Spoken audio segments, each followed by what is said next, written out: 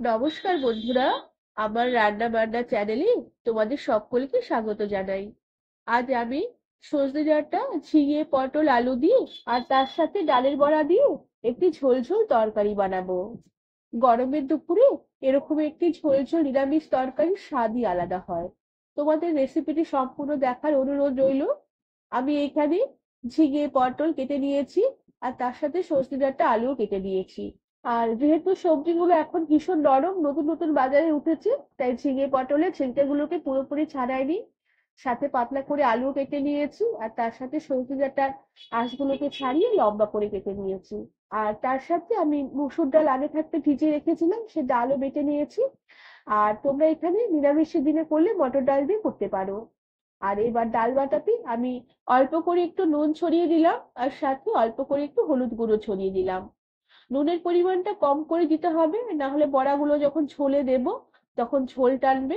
আর এতে ঝোলের নুনটাও বড়াগুলোর মধ্যে টেনে নেবে, এতে বড়াগুলো নুন কটা হয়ে যেতে পারে। আর সাথে দিলাম 1 চিমটির মতন হিং। হিংটা এখানে দিতেই হবে, তবে হিঙের পরিমাণটাও কম করে দিতে হবে, বেশি হিং দিলে খেতে অতটা ভালো লাগবে না, তিতো লাগবে। আর তার সাথে 1 চিমটির মতন চিনি দিয়ে দিলাম, এতে বড়াগুলোর স্বাদ বেশ ভালো হবে। আর সাথে 1 চামচ এরকম সাদা তেল দিয়ে সমস্ত ডাল বাটাটাকে বেশ ভালো করে ফেটিয়ে নেব। সাদা তেল দেওয়াতে ডালগুলো, বড়াগুলো যখন ভাজবো তখন খুব নরম হবে। আর ডাল বাটা বেশ ভালো করে ফেটিয়ে নিতে হবে। ডাল যত ভালো ফেটানো হবে বড়াগুলো ঝোলে তত স্পঞ্জি হবে। ডাল বেশ ভালো করে ফেটে নিয়েছি, এবার ফেটানো ডালে আমি অল্প করে একটু কালো জিরে ছড়িয়ে দিলাম। কালো জিরে দিয়ে এই ডাল বাটা আমি কিছুক্ষণের জন্য রেস্টে রেখে দিলাম। আর ততক্ষণে আমি এই তরকারিটির জন্য একটু মশলা বানিয়ে নেব। এর জন্য একটি বাটিতে অল্প করে একটু ধনের গুঁড়ো নিয়ে নিলাম, সাথে অল্প করে জিরের গুঁড়ো নিলাম। আর তার সাথে নিয়ে নিলাম অল্প করে একটু আদা আর কাঁচা লঙ্কা বেটে রেখেছিলাম, সে বাটা আদা কাঁচা লঙ্কা দিয়ে নিলাম।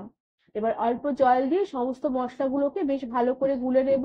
গুলে এই গুঁড়ো মশলাগুলোকে কিছুক্ষণের জন্য ভিজতে রেখে দেব।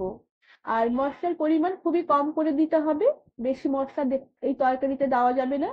তবে তোমরা চাইলে এই গোটা মশলা বেশ ভালো করে শিলপাটায় বেটেও রান্নাটা করতে পারো, সেক্ষেত্রে স্বাদ খুব দুর্দান্ত হবে। আর এবার আমি ডালের বড়াগুলোকে ভেজে নেব। এর জন্য কড়াতে পরিমাণ মতন তেল গরম করে নিয়ে ছোট ছোট করে ডালের বড়া আমি তেলে দিয়ে দিলাম। বড়াগুলোকে ছোট ছোট করে ভাজতে হবে, বেশি বড় করে বড়াগুলো ভাজলে বড়াগুলো যখন ঝোলে দেব তখন বড়াগুলো ফুলে আরো ডবল হয়ে যাবে আর আরো বড় হয়ে যাবে।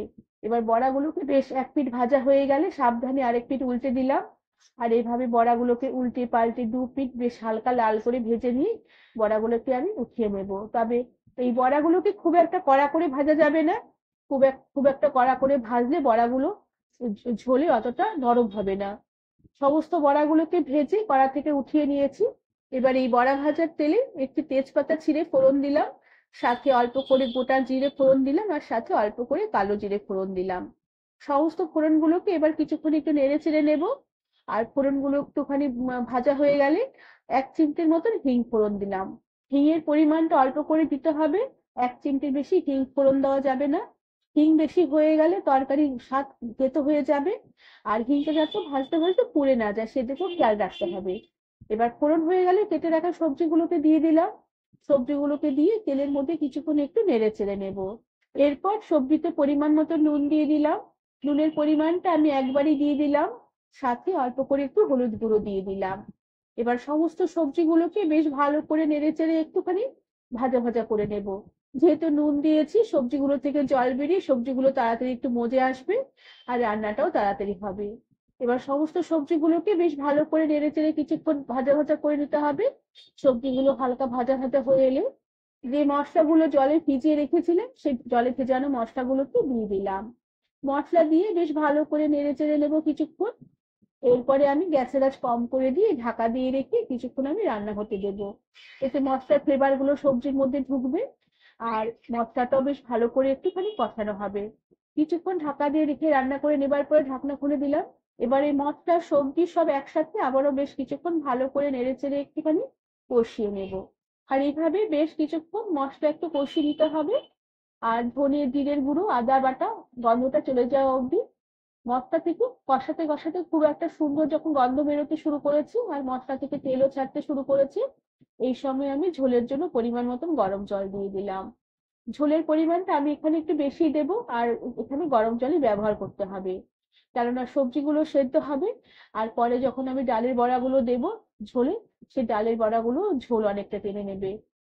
জল দিয়ে বেশ ভালো করে নেড়ে চেড়ে নিয়ে কয়েকটা চেরা কাঁচা লঙ্কা দিয়ে গ্যাসের আঁচ কম করে দিয়ে ঢাকা দিয়ে রেখে কিছুক্ষণের জন্য সবজিগুলোকে রান্না হতে দিলাম।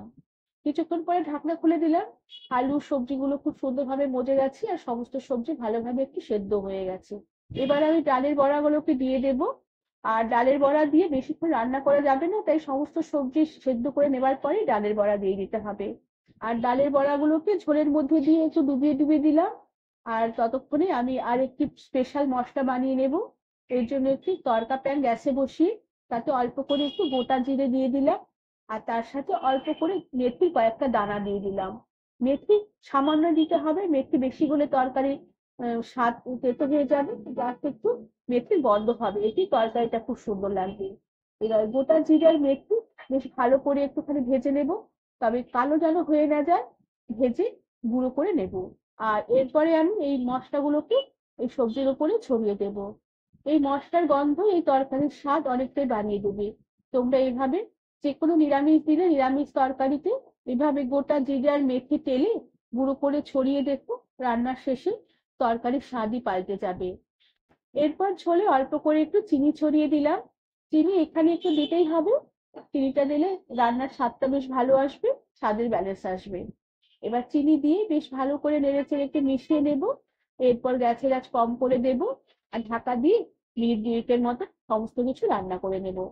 মিনিট দুয়েক পরে ঢাকনা খুলে দিলাম। দেখো, বড়াগুলো খুব সুন্দরভাবে নরম হয়ে গেছে, আর কিন্তু গোটা গোটাই আছে, ঘেটে যায়নি। আর ঝোলটাও বেশ অনেকটাই ঘন হয়ে এসেছে, তবে ঝোলের পরিমাণটা আমি আর শুকোবো না, কেননা তরকারিটা করা গ্যাস থেকে নামালে বড়াগুলো আরো একটু ঝোল টেনে নেবে। এবার যে বাদ বাকিটুকু ভাজা মশলা ছিল, সেই ভাজা মশলাগুলো শেষে উপর থেকে ছড়িয়ে দিয়ে বেশ ভালো করে নেড়ে চেড়ে মিশিয়ে নিলাম। এরপর আমি গ্যাসের আঁচ বন্ধ করে দিলাম আর ঢাকা দিয়ে রেখে কিছুক্ষণ স্ট্যান্ডিং টাইমে রেখে দেবার পরে সার্ভ করে দেব। বন্ধুরা, আমার আজকের এই বড়া দিয়ে সবজির ঝোলের রেসিপিটি তোমাদের কেমন লাগলো আমাকে তোমরা কমেন্ট করে জানাবে। আর ভালো লাগলে একটি লাইক, শেয়ার আর সাবস্ক্রাইব করে দেবারও অনুরোধ রইল। তার সাথে পাশে থাকা বেল আইকনটি প্রেস করে দেবে, যাতে আমার সব নতুন ভিডিও নোটিফিকেশন তোমাদের কাছে পৌঁছে যায়। আজ তাহলে আসি, পরে আবার একটি নতুন রেসিপি নিয়ে দেখা হবে। ধন্যবাদ বন্ধুরা।